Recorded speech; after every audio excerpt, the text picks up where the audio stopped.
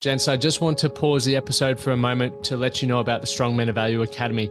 You will have heard me refer to it a number of times, and I want to bring more attention to it. So this isn't just a program, it's a life-changing environment and community of men who are focused on personal and professional growth. We're looking at areas of relationships, wealth, and health, things to help you thrive and maximize your life.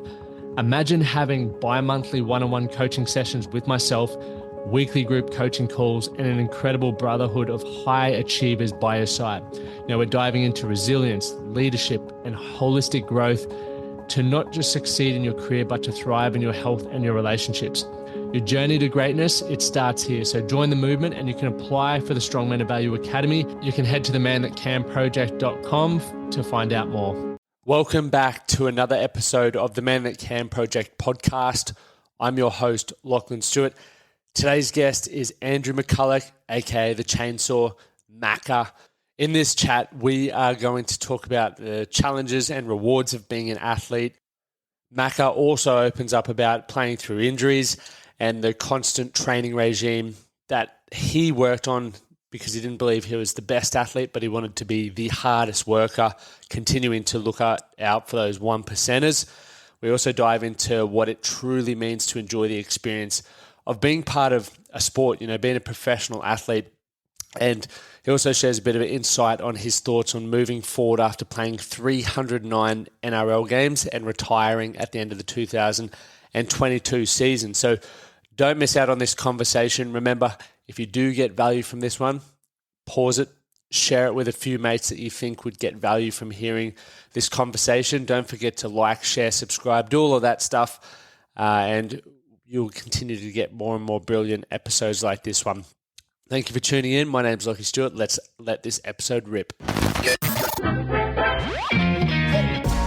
Man That Can Project podcast, a podcast empowering career-driven men to live more fulfilling lives. We are here to challenge your beliefs, redefine success, and talk about the important stuff in a relatable way. Don't forget to subscribe and leave a review. My name's Lachlan Stuart. Let's get into it. Everything. Bloody oath. Crack that in. Macca, Andrew Mccullough, how are you, mate? Good, mate. How are you? Fantastic. It's good to make this happen. I know I hit you up probably 2 years ago, I think it was. And fair bit's happened since then. A lot's happened. You've been living down south, which has been good fun for you. And now you're back up here. Back up, finished up, and it's been good to come home and put the feet up for a while, which is nice. It's been a while, mate. You've had 15 long years. So for those who aren't familiar with Macca, what names you get the chainsaw as well, don't you? I get that a fair bit. Where did the chainsaw come from? It's actually a brand of chainsaw for one, but it was back in 2008 or 9. I just started the Bronx, and they used to do that pole on the side of the Courier Mail in whatever it was, and I don't know, a bloke just sent in and said, something about a chainsaw, and all the boys ran with that, and so that started. But I think my dad used to get called that as well. So yeah, right. Just chop people in half, mate. Oh yeah, just a range of different things, alter ego as well, maybe. Who knows? Yep. Mate, so 15 years. Did you ever think, was it a dream for you as a young fella from Dalby to play what did you play, 309 games? That's a bucket load of games. 15 years in the top flight footy in Australia. Was that always something you thought you were capable of doing? Well, firstly, I did. It was always a dream of mine. I think always loved football as a kid. Wanted to play it. Always had a neighbour that played AFL, so kicking the ball, anything like that, anything sort of sports, there was nothing really inside, especially in Dalby to do. So it was all sports, but it was a dream of mine, and never felt it was going to go as long as what it did, but I made sure I'd enjoyed it along the way, because it is a hard sport, and a lot of things that come into it that people don't know about or understand, that it's just not just turn up and get it done on the weekends. There's a lot of work behind the scenes. So can you talk about some of that stuff? Or first and foremost, I think injuries. Playing hurt. People don't understand that. I think everyone's fresh each week, so you can talk for a lot of guys. Some guys might be underdone, niggling injuries to even play. A lot of people wouldn't understand what that's like sometimes. Mentally getting up, not even feel like playing. You don't feel like playing every week, which is hard. So, fair. There's ways of, roller coaster along the whole NRL life. You'd be going, 9 months, 10 months a year as well, right? And you start, even in your 8 to 10 weeks break, you can't fully let you let it off. And because then if you come back and you're behind the start, it's hard catching up these days because competitive spots, kids are getting smarter in regards to football IQ, fitness. Like there's no guys coming in unfit like they used to and then get fitter. It's more everyone turns up in pretty good shape now. Yeah, it's like I remember I played Jason Smith when he came back to Toowoomba and he was at Brothers for a few years. Oh, yeah. And he'd still be punching darts in the half time or bloody having a few beers and you're like, fair enough, you're playing TRL, but you did that the whole time through his career as well. Yeah, he even did that pretty late on in his career as well at Canberra. So he was, he was pretty good to watch and very, very old school. But it was times have changed. Times have definitely changed. What's it been like? Obviously, you would have seen the game change a fair bit over 15 years. From a perspective of leadership and people getting smarter and just the culture of footy, what's been some significant changes there? Yeah, well, firstly, there used to be, there's a rule now, probably for a short turnaround, 5 or 6 day turnaround, there's no alcohol for a lot of teams. Yep. So that wasn't a thing when I first started. It didn't matter if you played Sunday or Friday. You have some beers or whatever. There was no sort of regulations on that. Yep. I think even like the video analyzer now, so each week players come in, recap their games, how they went, but more importantly, look at the opposition ahead and realise what they could do a bit better could do to help their team win that week against a particular team. You can see guys miss tackles. You can see efficiencies in tackles, like the whole lot. So you can really do a heap of homework on opposition teams, and the good teams do that. And setting up a good game plan. So probably those two, and just the professionalism at training's probably gone up a notch or two. Yep. It's interesting with all the alcohol and the culture and that sort of stuff. 2015, you guys were in the grand final. Like, was there anything that stood out from your, like, the team culture and the mateship and the camaraderie then as opposed to any other years? Or well, it's funny that like some of those guys I still see now in the off season and really good mates, still talk a fair bit. I think it just clicked. You just know sometimes when you're going well for a good season, you just click. Everyone's going well, and we had a good run with injuries as well. But just a balance of good older guys, middle guys like myself, Hunty, Josh McGuire. Then Milford and Joe Offengowie, those sort of guys below us. So there was a good sort of balance within the team, and everyone just did their role. We're well coached by Wayne, obviously, but everyone just did their role, and we did. We had a lot of fun off the field, which is a big part of it. Yep. Yeah, well, especially when you're spending so much bloody time together, you need to make it. And you're not going to like everyone. Like no one's. You got 30 blokes in a squad, so you're not going to click. But how do you navigate that? Like, you're still obviously. Well, you don't have to hang out on weekends all the time, but I think if you respect him as a player and what he's trying to accomplish and do, and if he's doing the right thing by the team and you're doing the same thing, then it's more of a mutual sort of respect thing. And everyone's got their own personalities. I might not be someone else's cup of tea, so then you do your best on the weekend and have a bit of fun after. But you're not calling him up probably Sunday either. It's just too hard. Yeah, fair. You've a lot of people that I speak to have crossed paths with you in the footy realms and reckon you're the most humble, kind bloke going. Some of my mates might disagree with that. Yeah. I was just asking people passing by. I'll hit up your close mates. But throughout the career, like, what do you feel made you stood out from a young age? Like, I probably just, I don't know. I just worked really hard. Did extras back home all the time. We've had training Tuesdays and Thursdays, so we used to do things, Monday, Wednesday, Friday, change it up, whatever it is, if it's running or whatever it was, because I knew that I was definitely, I certainly wasn't the fastest. I wasn't, the strongest or probably all those sort of things, but I just had to work with my strengths and what I needed to try and do and prepare myself.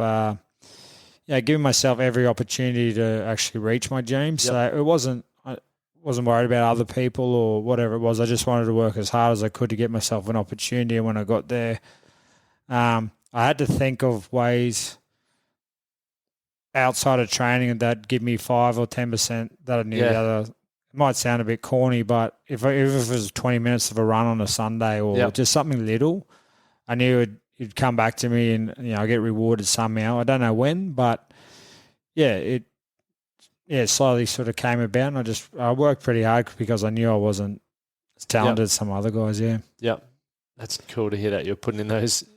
I know. I just had to. I remember just training. We had a school teacher that used to take us on Wednesdays for like old school fight like training, sprint training, like just all that sort of thing. It was hard work actually. It flogged us pretty bad, but it was just something a bit different. But we had a good group of mates out there that all loved playing footy, so then we'd go kick the footy and try things on other days off. So it was.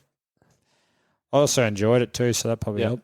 Because you were good at cricket and whatnot as well, weren't you? Yeah, I love cricket. Yeah, used to obviously play that in the summer, but it was all through weekends, Saturday, Sunday. So I feel for my parents now doing that driving out there. But I love cricket. Yeah, I still do. I love watching it. And certainly have more time to watch it now, which would be good. Plenty of cricket on. My wife doesn't enjoy it as much, but I look forward to the South African and Australia Test match. That'll be pretty good. Are you going to it at the Gabba? Nah, I won't be, but I'll be certainly watching at home it. With a few beers watching it. Yeah. What do you wish you knew from when you first started your career? Because what I see anyway, obviously I don't see the insides of footy, but a lot of young, talented footy players sign their contract and then overnight they're expected to be a professional. It's like a day ago you were just a young kid, bloody not knowing much. What would have been some things that would have been helpful for you? I think just realising the opportunity that you got. Yep.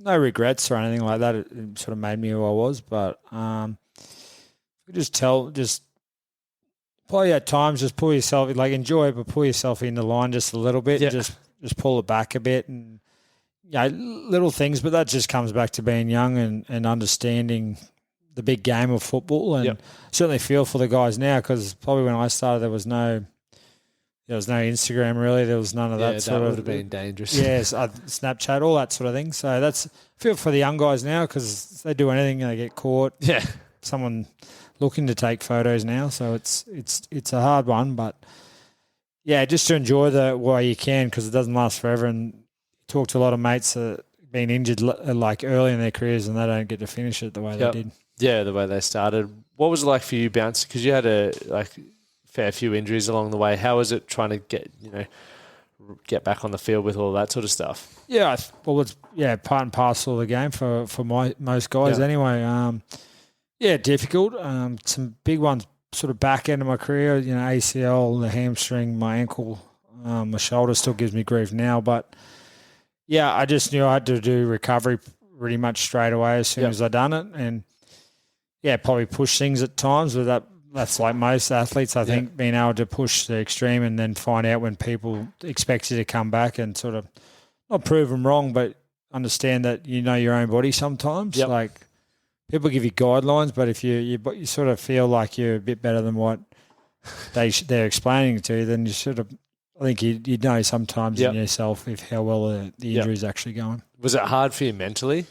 Yeah, at times. I think the ACL was a big one for me, because 17 years probably my best year that I had playing, that I felt personally anyway. It was going well, and got to the finals as well, and just short of when my injury happened just before the finals. And boys went on a good run, had a strong team, and I hadn't had a big injury like that, and it was probably a bit. I guess, probably selfish in myself, more worried or upset about myself rather than looking at the other way, whereas what can I do to help the team from an outsider's point of view if I cannot be there on the field, whereas I just sort of, at times, poor me, or I got away for a while when the team was still playing. I sort of regret that a little bit as well, but that was due to the fact that my off-season was pretty short, so they gave me time to go away then, but... Yeah, sometimes it's not about you. You sort of got to go back there. So I actually do probably regret that time. Yep. Gentlemen, just a quick interruption. I won't be long. I want to talk to you about our Strong Men of Values starter plan. It is new, and it is for those of you who are ready to find out more about what our academy is like. It's that first step to becoming the best version of yourself. In the starter plan, you get our comprehensive fitness programming, including access to MyFitnessPal, and you're able to synchronize your smartwatch so that you'll have all the tools you need to succeed. On top of that, you will receive a monthly group coaching call recording and a worksheet so you can learn and implement those things around mindset and health. Plus, you can download our 12-week game plan to help you stay on track. Men in our academy are seeing improved strength, improved confidence, better communication. They're improving their relationships, and they have a newfound awareness of how their actions can impact their quality of life. So if you're ready to get started, you can join today from $12.50 a week and start taking that first step to becoming the best version of yourself. Let's get back into the episode. It's interesting to look at it through that lens, though, because you never really get taught that stuff or spoken to about that stuff of how to handle an injury or setback. And if it's your first significant one, and especially when you're on a hot run, you're definitely going to be bitter about it. Yeah, and you just find out, just sort of realise what you're sort of made of to be able to get back, the hard work. But in saying that, like for me, that was one. I knew guys have had two or three. Yep. So you sort of got to pull back a bit sometimes and think you're not as bad as what some other guys. And I missed 4 or 5 games at the end, whereas guys have missed seasons and things like that. So, it's a big life lesson there for me. And it's a hard one for my wife too, because I probably wasn't most pleasant at times sitting around at home either, not moving or doing anything. So, it was definitely harder. But everyone, like most sportsmen, go through their ups and downs. Definitely. And you obviously taken away a lot of that perspective for leadership in the later years in your career as well, because obviously you're a leader amongst clubs. And even when you left the Bronx, I was like, fuck, I needed Macca here for just like leadership as well, because it was such a young side, and I still think you're a quality player. Spewing that you retired, but anyway. That's all right, mate. But from a leadership standpoint as well, I think, as you've spoken about before earlier, just having the older heads there to, help. Yeah, a lot of them, especially for me, they all brought different attributes when they were leading. Like, Sammy wasn't a good trainer, but he always played. Yeah. Hodjo was demanding at training, was probably pretty strong with what he said to players at times. Lockie didn't say anything at all. Corey was sort of, demanding and set standards, whereas, everyone sort of was a bit different. You sort of can mould it around those sort of guys, but they just set examples at training, and, sometimes it was pretty full on at training, what expected. And, it's harder now because you can't say that to kids now, which is a bit, not different, but there's a way to probably say it now where it wasn't like probably 10 or 12 years ago when you can say certain things, and it's a bit more. Kid can't get upset now about it, but it's a hard one. I think that's good or bad for the game. Like, it's an interesting time. I'm not sure. Yeah, I even feel for coaches now, because I know coaches can't do the same. So it's just the way it is. Like, there'll be another generation after that where you can't say certain things or whatever it might be. But I think, just setting standards still and probably delivering it in the right way is probably the way a good leader can probably do that now. Yep. Yeah, I think it's very interesting with how we're shifting language around how we talk to people, and obviously each generation's different, even our generation to the generation before that. But there's definitely some lessons that I think are being missed because of how we're handling certain situations. We can definitely communicate better, but it still needs that element of. Well, sometimes guys now think that the bloke doesn't like him. Yeah, he's got nothing to do with he likes you or not. But whatever, like, you have your argument or whatever it might be at training, but then as training's done, it's not really thought of. Yeah, just leave it on the pitch. No one even thinks about it normally. Whereas now it's sort of, he doesn't like me, or he said this to me, he shouldn't be saying this to me. Well, it's not like another issue. We're too easily offended, and it's like everyone, at the end of the day, you've got a common goal, which is to win a premiership, and you're going to do whatever you can to help better. Yeah, and I probably didn't take things as good as I could maybe years ago. I'm not too sure, but it certainly wasn't like, if you told, you might have been a bit upset or about it, but you'd never told anyone, or you never told your parents or your manager or your coach or whatever. You sort of, because if you did that that would have been worse for you. Yeah. So, no one was game to do that. It's interesting. There's no right or wrong. I guess it just is what it was. Yeah, just the way it's going. Yeah. So that's fine too. Yeah. Anyway, fair play for that. You're married. You got a kid now. How's that been for you over the last 14 months? Your daughter is. No, boy, Cash. That's right. Best thing ever. Kick me for that one. No, that's all right. Best thing ever. Hardest best thing is someone told me once, which is pretty spot on because he's a busy boy, but. Yeah.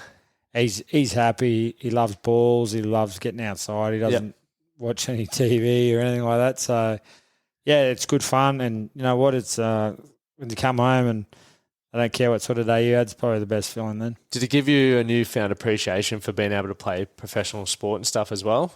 Yeah, I think so. I think I can grasp or understand sometimes what my family did or opportunities, the chance to let me try and live out my dreams. Yep. So it probably rubs off, whereas now I want to give him every opportunity or give him the best shot at whatever he wants to be in life, whether it could be whatever. Yeah.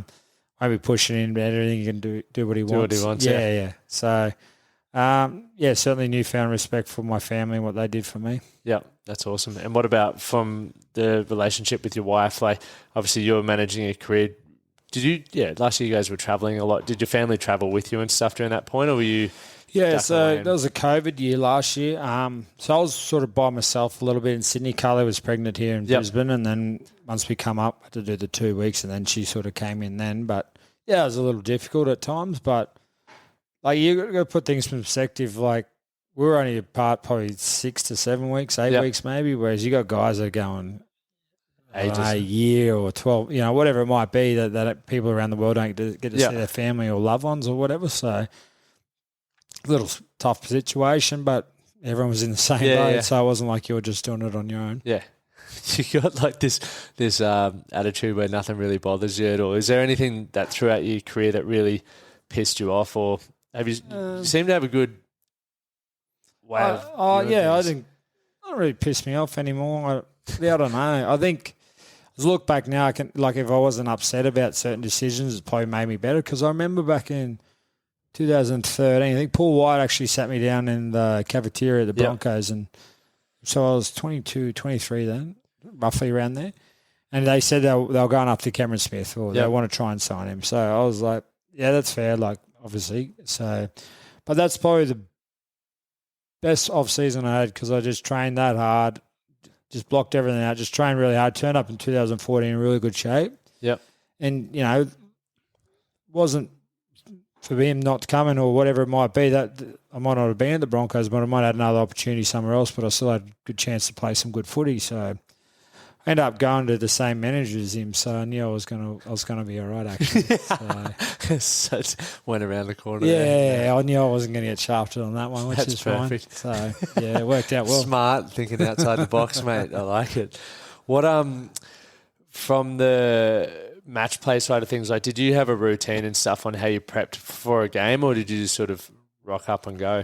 So the night before, you mean the night? Yeah, your routine. Yeah, so night before was, I love ravioli, so I just get to that. Yeah, just that packet stuff. Sat in my stomach, easy. I just had that. That's epic. Nothing too much. Get up the next day. Made sure I got up, had brekkie, and then just got busy till just after around lunchtime, and then just lunch and sandwich, and then have a sleep, and get into it. There's no superstitions. Couldn't do it because a lot of things change after a while. You can have a bit of a routine, what it is, but I was never gonna have this or these under. It never really because changes or whatever. So I was sort of flexible, and things always change. So What do you think helped you have such a long career? Because what I'm gathering from a lot of the stuff is you very driven and ambitious with what you want, but you also didn't hold grudges for a lot of stuff. But what do you feel helped you have such a long career? Yeah, the grudges one, I just felt like when I did that, it weighed me down. Yep. I knew I didn't play decent enough footy then, or I was worried about other things or what could happen.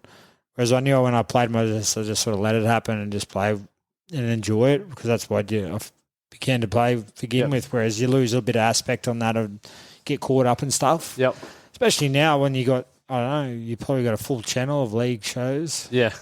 You got 5 or 6 experts on the panel. That's one night. You got another couple the next night. So yeah, there's a lot of experts that haven't really done it before. So that's it is what it is. And I guess now social media pays. Yeah.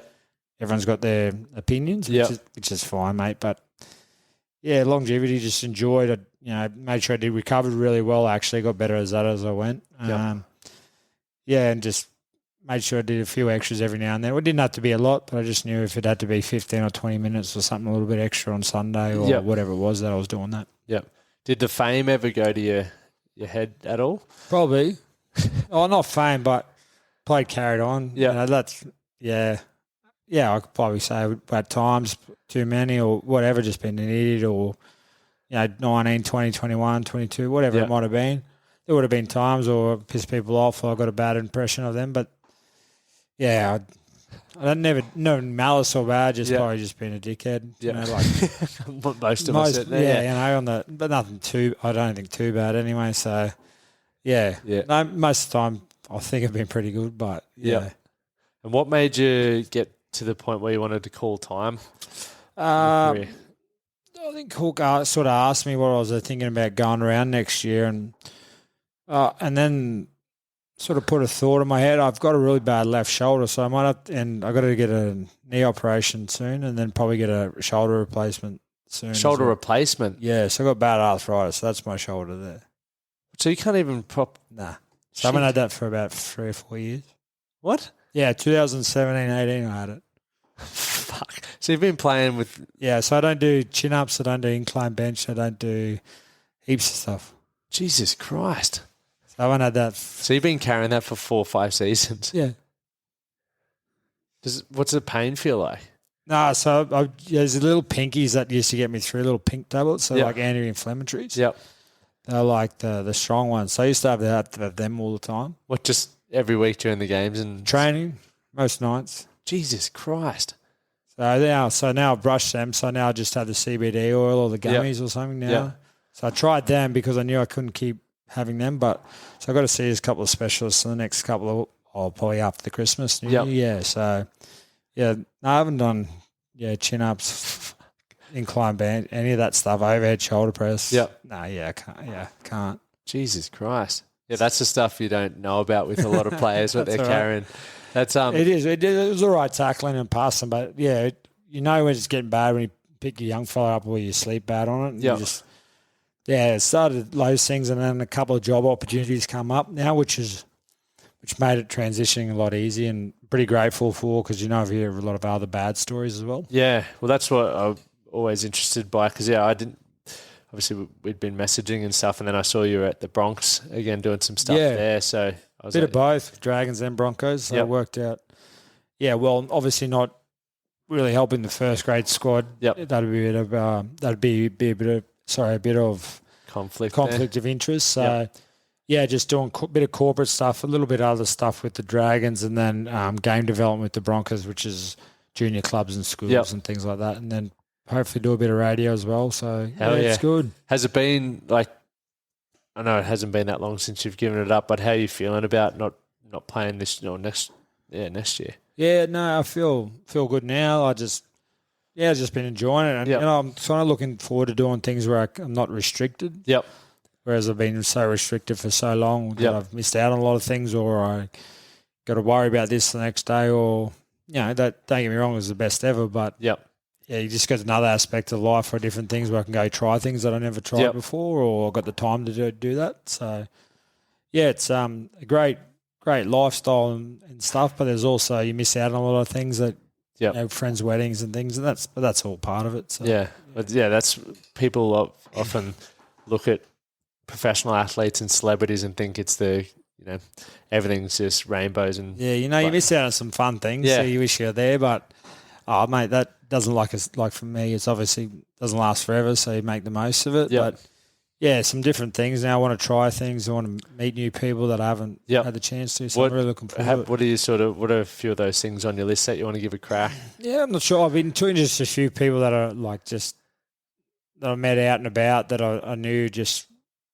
what they do and how they got there, like different walks of life, and soaking it up. And if I pick up something a little along the way, if you've got a pub owner or a developer, or you got a rider, you just sort of mix it up. Whereas now I've got the time to go do those coffees and have a chat to people. And are you going to write a book, mate? No, I haven't got any stories to tell. Man, I'm sure you got plenty of fucking stories. I wouldn't definitely do that. So. We'll see it when I'm going through the airport next year, mate. Back on the bestsellers. Oh, definitely not. Which would be epic. But then moving into radio as well would be... A little bit of footy stuff, radio. So I won't be coming out bagging blokes, that's for sure. I'd like to just did a bit in Sydney last year. Yep. Just calling games. Did you have a podcast or something at some point? Yeah, Player's Voice it was years ago. So is that still going or not? No, it was too hard, and I was still playing and training, and then to get different guys, it's probably a better opportunity for me now. Relaunch it. Yeah, no, it was. Yeah, that was another thing. I met some good guys along the way, and blokes I never thought you'd meet. So, I'll just see what's out there and try a few things. Yeah. Do you think the media, social media and stuff is becoming a distraction for players and stuff? Because I know obviously people can build their own brands and make it. Yeah, that good balance, I think. There's a lot of opportunity and money and stuff like that for guys now. Yep. So there's a good side of that of making money while you can. Yep. If you want to put yourself out there too, there's also the other side too, which is pretty hard. So if you get good at being able to block that stuff out, make you a bit of money on the side, and you enjoy doing it, then go for it, I suppose. But you got to be careful with that because playing now and accidentally saying something you regret or whatever it might be, or doing something now is pretty hefty. So you got to be smart about it. But some guys are doing some pretty cool things. Yeah. And who would be 2 to 3 people that have helped shape you into the man you are now? 2 or 3. Obviously my dad. Yep. Just a given, easy one there. I don't know if I can go 2 or 3. Just the old boy. Yeah, I'll just go with the old boy because I just think that's pretty. I couldn't go 2 or 3 because it's a bit harder when you got mates or something like that. I was going to say Wixie surely influenced you in Bali. They're different sort of influences, I guess. Yep. But I'll just say the old man for now because I can't really think of anyone else that's from juniors all the way through, I guess. Yeah. And is there any one question that you've never been asked that you would love to be asked on a podcast or radio or anything like that? I should have actually sent you that one first. Yeah, has there been any? No, I don't think so. Not yet. Well, if you think about it, fucking send me a voice note. Okay, I can do that. I can do that. Easy. Mate, it's been a privilege having you on here, and obviously late at night you've just put the family to bed and come over here now, so I appreciate that, mate. And as a young fellow, obviously growing up watching you coming from Toowoomba as well, it's always... I feel like it's when you retire, we all us boys are like, fuck. That's our one. Yeah, that's our claim to fame. It's like Macca's retired now. Who are we going to barrack for? Because Ash Taylor's down, and there'll be someone coming through. Yeah, someone coming through from Toowoomba and Darling Downs, which would be good. But mate, it's been a pleasure. Appreciate you having me on. Thank you. And look forward to seeing you thrive over the next couple of years and get on the radio. Yeah, cheers. Appreciate that. Cheers, Thank mate. you. Thank you for listening to the Man That Can Project podcast. My name is Lachlan Stuart, and I hope you enjoyed this episode and found it helpful. If you did, please take a moment to rate and review the Man That Can Project on your favourite podcast platform. And don't forget to subscribe to stay up to date with our newest episodes. We'll see you again next time. Thank you for listening to the Man That Can Project podcast. My name is Lachlan Stuart, and I hope you enjoyed this episode and found it helpful. If you did, please take a moment to rate and review the Man That Can Project on your favourite podcast platform. And don't forget to subscribe to stay up to date with our newest episodes. We'll see you again next time.